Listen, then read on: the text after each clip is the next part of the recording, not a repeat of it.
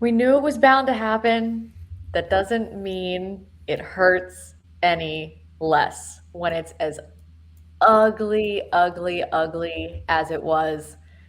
Unfortunately, welcome into the first loss episode edition of the BGN Instant Reaction Show. I'm Jesse Taylor, Shane Half, as always. Shane, what happened? I Start us still off. don't What happened? I still don't know. I'm still trying to think through and reconcile the 18 absurd things that happened at the end of that game. So, I don't even know. I don't even know where to start tonight. Okay, let's start.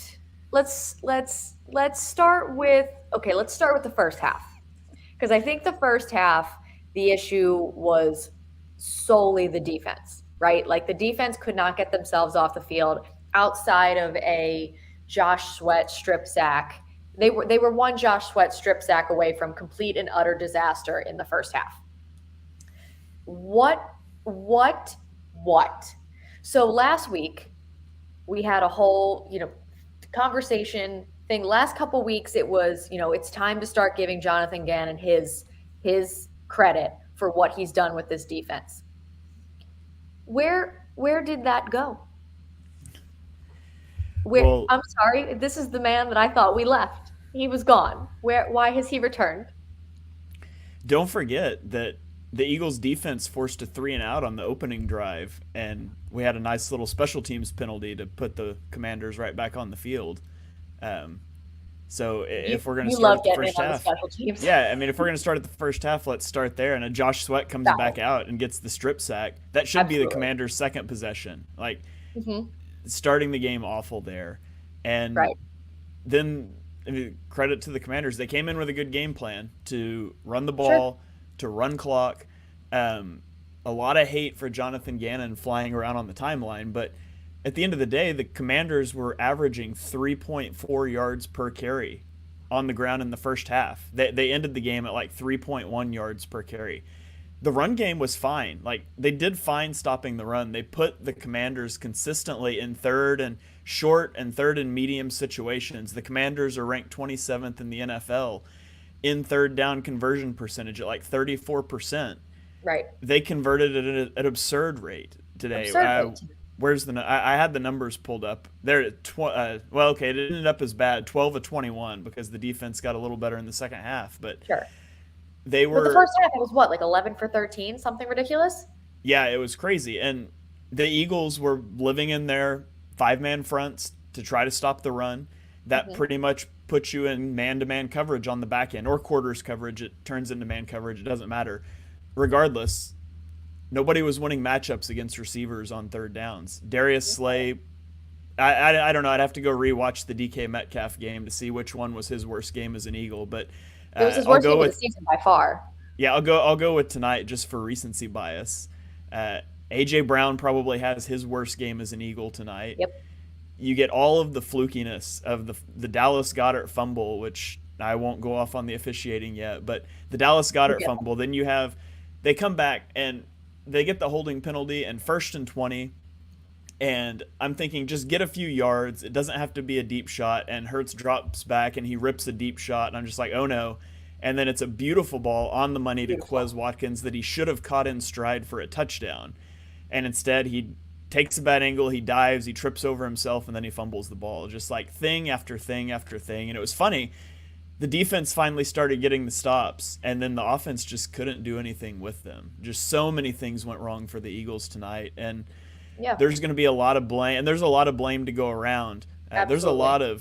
a lot of hate for Jonathan Gannon on the timeline that, to be honest, I don't think is fair. I think the defensive scheme did what it was supposed to do, and it put this secondary that is allegedly elite, that we've called elite all season, it put them in positions to win one-on-one matchups on third down and get off the field, and they just didn't do it.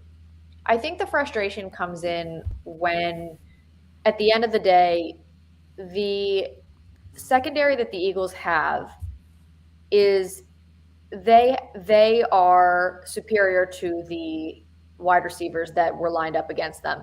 And for some reason, one of the things I don't remember if it was last week or the week before, I think it was against the Steelers that on the broadcast, all that was being talked about was Was that a Tony Romo game? Was that a Tony Romo and Jim Yeah, Nantz he was game? on the Steelers game, I think.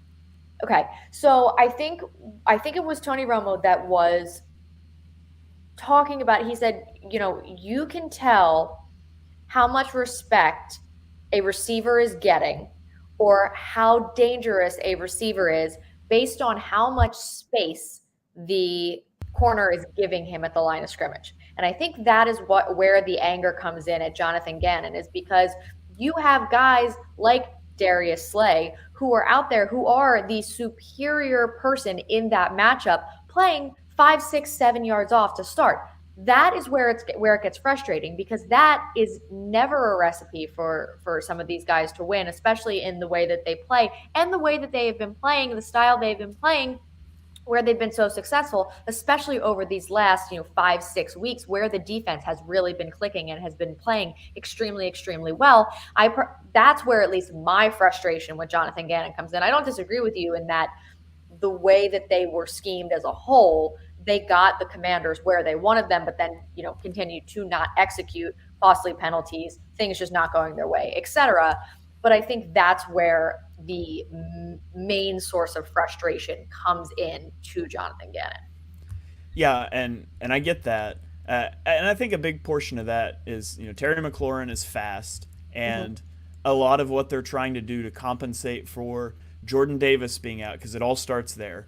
To compensate for all the adjustments you have to make to the defense, one of the things that you have to do is your linebackers have to play faster to the holes. Your safeties have to fill down to the run faster now than they used to have to. And Sure. so you're not as protected over the top as you would like. And so when you put a speedy receiver like Terry McLaurin out there, and if you put Darius Slay up on the line of scrimmage, he might win 75% of those reps, 80% of those reps, but the one or two where McLaurin gets behind him, there's nobody there. And so I understand why people would be frustrated and how it looks on TV, but schematically, I think Gannon did the best that he could do with the hand he's dealt at this point. And to be honest, most of what I see people upset about is really a lack of execution from some players, specifically in the secondary, more Mm-hmm. so than the scheme. Sure. And I think so. That was the secondary in the first half. That was unbelievably frustrating. The other half of that in the first half that was unbelievably frustrating for me personally on the offensive side, because obviously the offense did not have the ball for very long in the first half at all. But when they did have the ball, they were able to execute and kept themselves in the game. However, the one thing that then continued over into the third quarter that frustrated me the most was where in God's green earth was Miles Sanders? Yeah, the Eagles clearly came into the game with the plan to attack Washington through the air, which worked well for them in week three. Fine. Uh, Washington's got a really good run defense. They're not nearly as good against the pass. And if you look at how the Eagles' possessions went, their first possession's obviously real short. They started on the 18-yard line after the strip sack. Mm-hmm. The second possession, they went the length of the field largely through the air. Right. And then the third possession is the interception on a throw that I wouldn't have made. It's into double coverage. It does hit A.J. Brown in the hands. You couldn't throw it more perfectly. It's kind of like the Right. first one against the Steelers. It was into double coverage. I wouldn't have thrown it. Brown came down with that when he didn't hear. And then your next They just hit possession him in is your the hands. yeah, and then your next possession is the 2-minute drill. So passing the ball was working in the first half. Washington ate a lot of clock, and so people will throw out the stat it was two runs by running backs in the first half. Well, there really weren't that many plays, and then I felt like they did a better job of mixing it up to try to, especially to try to get the legs back under the defense. Your defense has been on the field the whole game, and so I thought they went to the run more out of necessity there to get the offense in sync and in rhythm. But I didn't have a problem with how the offense played the first half. They scored 2 of 4 possessions. You had the interception that hit Brown in the hands, and then you had a quick 3-and-out in a 2-minute drill situation. Um, it was just a weird game flow with Washington holding the ball for so long. No team has done that against the Eagles so far this year. No, no team has been able to do that against the Eagles so far. And I think, I still, I can't figure out why.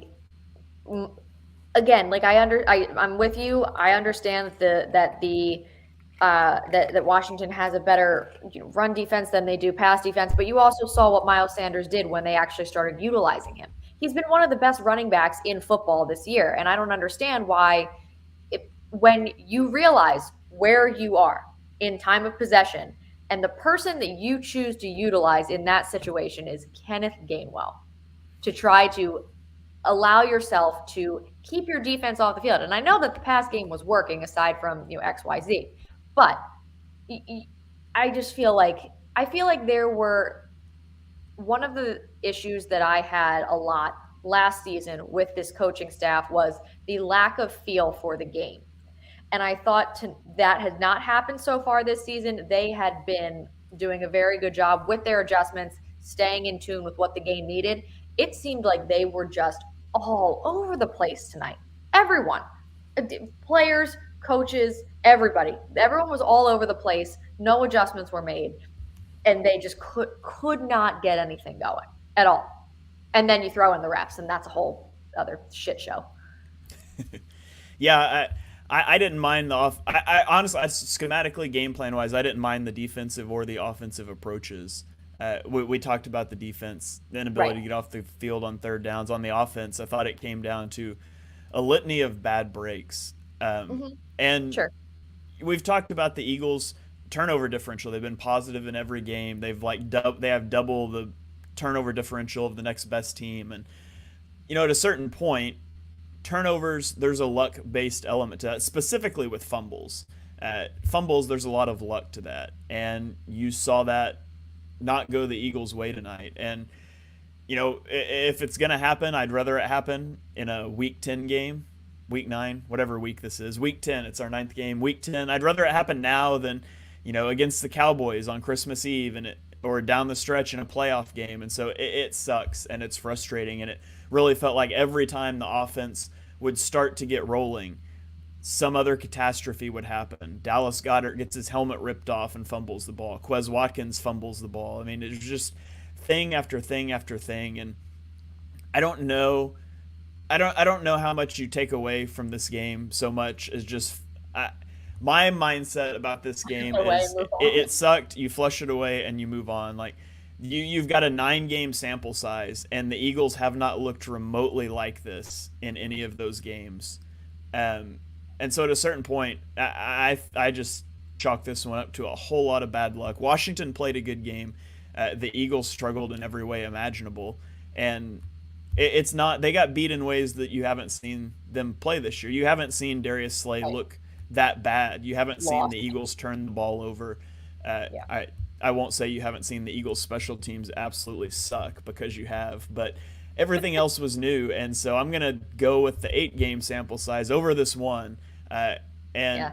if the Eagles needed a reality check, which I don't think Jalen Hurts is the type of quarterback that is going to let a team start smelling themselves too much. But if they needed that reality check, There here you it go. is. And you got to get ready for a Sunday game against the Colts now on a short week. Yeah.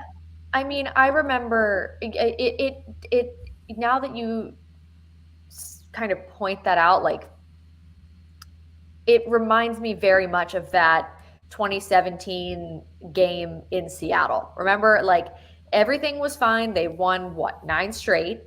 And all of a sudden, they just played this game where they all looked like chickens with their heads cut off. Coaches, players, nothing worked. Everything went the wrong way. Fumbles out the back of the end zone for touchbacks. Like, everything that could have gone wrong went wrong. And they looked, I mean, it was disturbing how that team looked that night after how good they had looked leading up to that. So it gives, you're right. It gives me those kind of vibes. You kind of file it away. It happened. We move on. Um, where do you sit on? We're going to get into the officiating now. Where do you sit on the twofold question?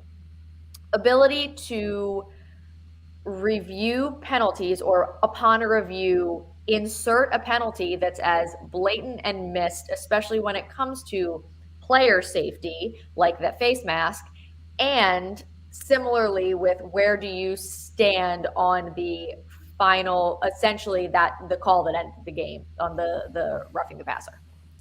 Yeah, we tried the whole reviewing pass interference thing a couple years ago, and that was just a farce. And I get why you can't Oh, it review was it that. was That's a because Yeah, It, that's a judgment call. You can't really get into that too much right. on review. And especially none of we've watched these NFL refs for years.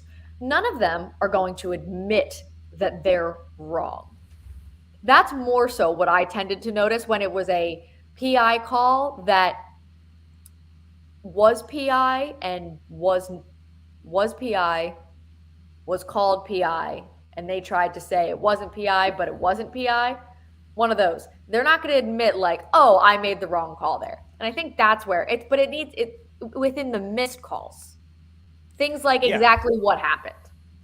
yeah. I think that a face mask is something that you could put in on review. I don't want the game stopped a half dozen times to review things like that. But Right. college reviews targeting, and I hate the targeting rule and how they implement it, but they're reviewing to make sure they got a call right there.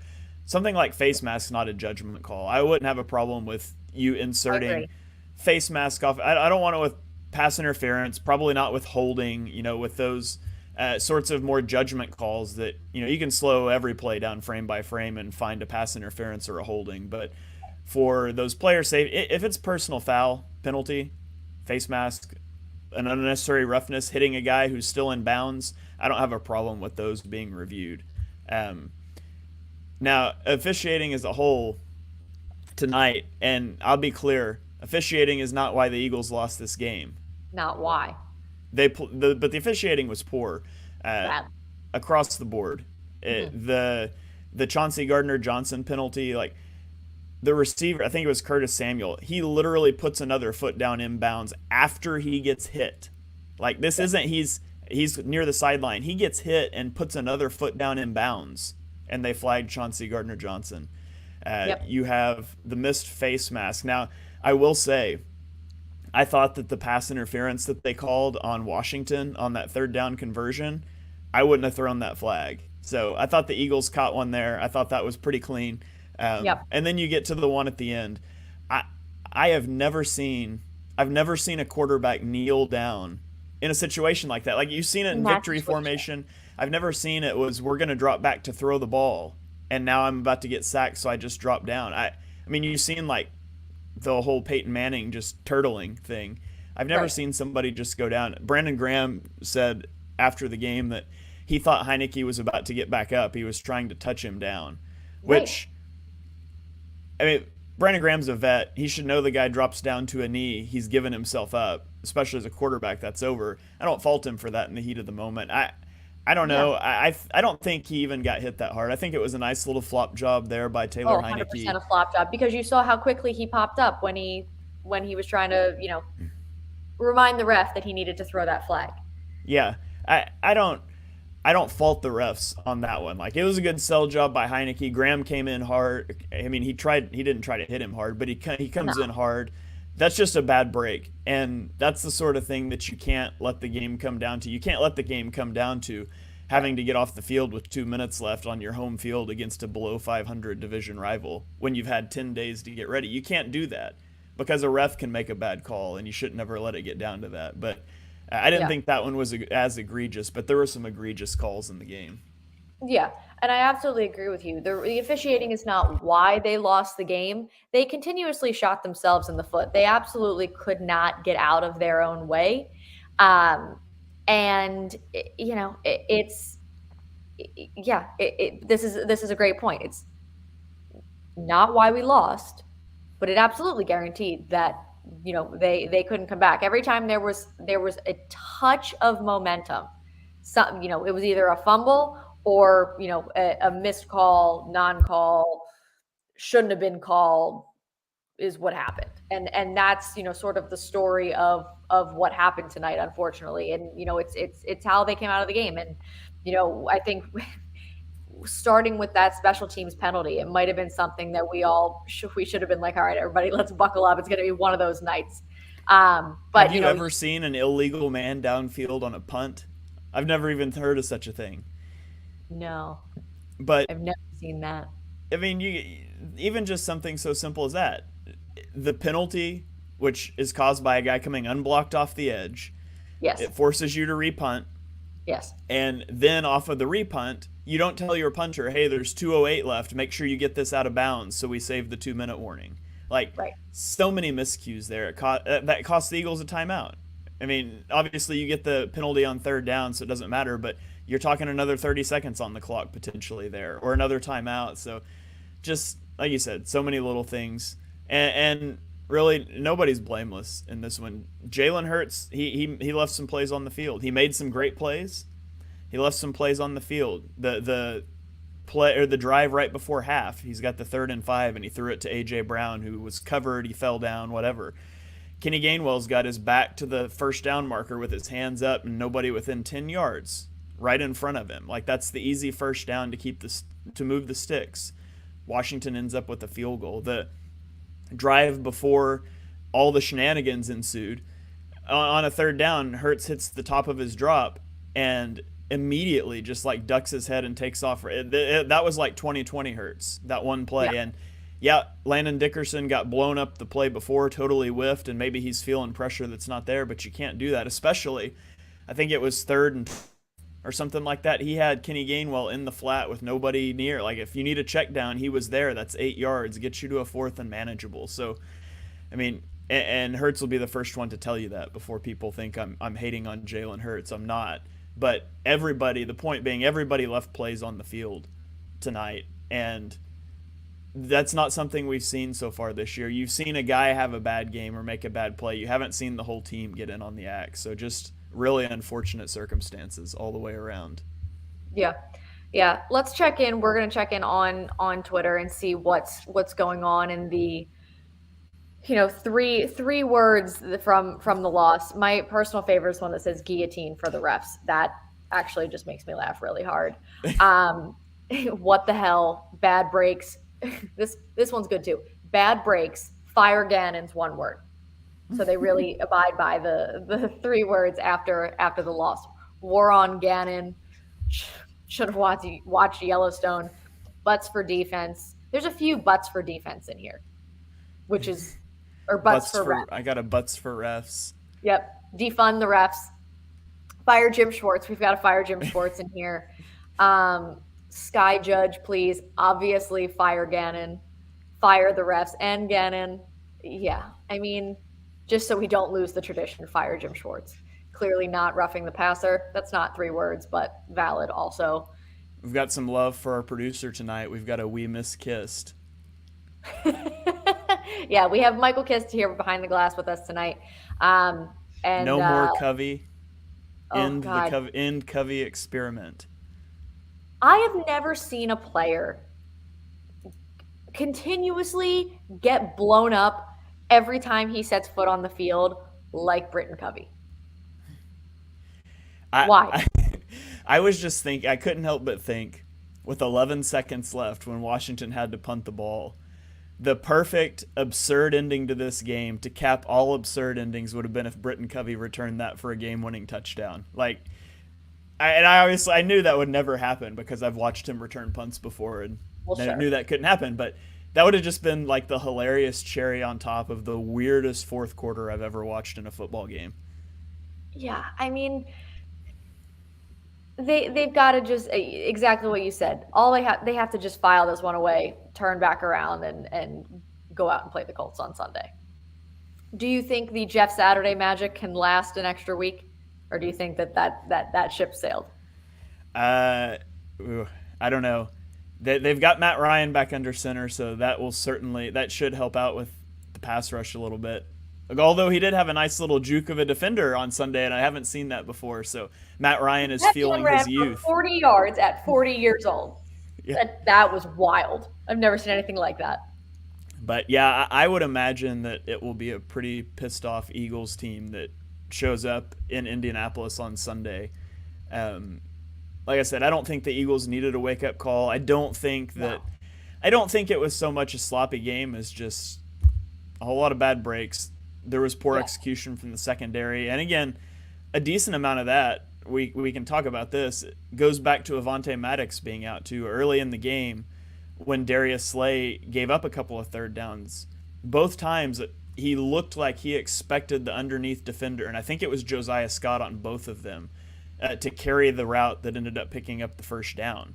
They were doing a lot of quarters. It was a route that maybe Slay didn't consider to be vertical where he was supposed to pick it up. And so you get some miscommunication issues with all the zone matching things that the Eagles like to do with Josiah Scott in the game now. Instead of Avonte Maddox, he hasn't played as much with Darius Slay. And Right. cornerback is a very cornerbacks are a different breed. It's all about your confidence, and you give some of those up. You maybe you start to second guess yourself, and just that split second of hesitation that can play out big. And so it can't be overstated the impact that losing Avonte Maddox has on what the secondary wants to do, especially in a game where you don't necessarily want to go to a lot of just straight man coverage with a mobile quarterback that could get out of the pocket and make some plays. So um, a little bit of a perfect storm there as well. Now you should be able to withstand losing your slot cornerback and a defensive tackle that plays 30% of the snaps, and the Eagles didn't do it tonight. Hmm. But a lot of things that go into that.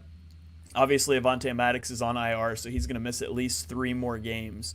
And Right. so they're going to have to figure that out. And, maybe it's a good thing. Avonte Maddox has been banged up this year. And so, perhaps some of these reps that Josiah Scott's getting right now, those become invaluable down the stretch if Maddox misses a quarter or two or a game in week 17, 18, or into the playoffs. Yeah. And continuing kind of on that injury conversation, additionally to that, there were a lot of guys tonight that were in and out of the medical tent and getting beat up, especially, as you said, with a short week coming up. I think it'll be interesting to see kind of make sure none of those now everyone's came back into the game at some point, but hopefully none of those things are a hindrance going forward when they have been, knock on wood, relatively lucky up to this point in terms of injuries. That you hope that that's not something that starts to set in at an unfortunate kind of crossroads in the season. Yeah, they gave the stat on the broadcast. I think it was 17. They've had 17 of the same starters like all the way Yes. through this season. So they've been the healthiest team in the NFL. You saw a lot of guys get banged up tonight, and that's not great coming off of a No. longer week. Now you're heading into a shorter week, but like you said, they all ended up back on, and everybody looked fine with the exception of maybe AJ Brown. Maybe that's why he's quieter. I don't know. We'll get more about the injuries as they come out throughout the week, but it's something worth monitoring. I Yeah. just want the Eagles to be back on a normal schedule. Like it feels like their schedule's been so strange lately. You have the bye, and then you play Sunday and then Thursday, and then on a Monday. Like now they've got They a played short week two again. games in the last 28 days. Yeah, it's like they've alternated mini buys and short weeks back and forth, and that that's weird. That gets your routine off as well. But I'm so I'm also looking just forward to next Sunday, sort of them getting back into that routine. Let's just play on Sundays. That's when football was meant to be played. Yeah, let's just play on Sundays at 1 o'clock, please and thank you. I'm also I've had it with primetime games. I'm tired, especially when they lose. This is unpleasant. Like it's 11:41 at night. Are you kidding me? And I have to sit here and whine about the refs and fumbles and all this crap, and it's probably going to keep me up at night anyway. I'm not going to be able to go to sleep because one, there's a crying baby upstairs. Two, this is going to keep me up. I'm going to think about this, and this is going to drive me nuts for the next however many days because the Sixers don't even play until Friday, Yeah, it's Thursday, going to take Friday. at least 3 or 4 games of Call of Duty just to get my mind off the game before I can sleep tonight. That's a Right, fact. right. Hurts does not look like the Hurts from last year. He made play. Yeah, that's absolutely true, and his players couldn't hold on to the balls. There were plays left out there for Jalen Hurts. You said it. If you have to put somebody up there who is the least to blame, I think Jalen Hurts would be a top candidate for that position because he was also making the play. Like he was one thing that we've talked about a lot of Jalen Hurts is when they need a drive, he is able to orchestrate that thing that whatever they need, he's been able to get it done. And his the rest of the players sort of didn't hold up their end of the bargain in that tonight, unfortunately. And this is true, we will all be grumpy for a few days because we don't really have anything to keep us happy now that the Phillies are done and we are just here with the Eagles and we live and die on how the Eagles perform. And even though Joel Embiid had 59 points last night, they don't play again until Friday.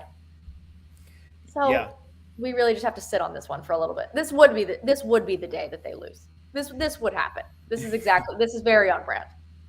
Yeah, this comment right here. Hurts played well enough to win. He did. He Yeah. left some plays on the field still.